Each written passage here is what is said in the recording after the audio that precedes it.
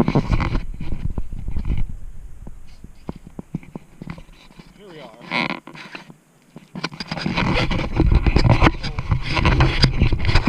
In Virginia, where it's really freezing cold right now. I guess this is what footprints look like in a blizzard. There's a gray blizzard driver. That's a snowmobile. I'm just gonna walk here into the backyard and check this out. Guess I could have walked her inside. Oh man, I hope I can make it to the backyard. So here you have the backyard where I'm walking on stuff that I don't even know what it is.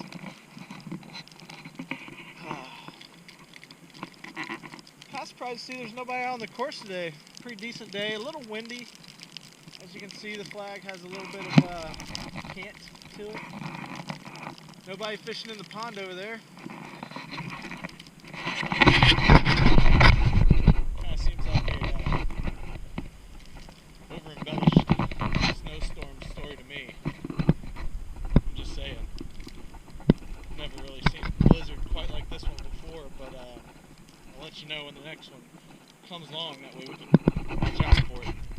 Kind of be prepared.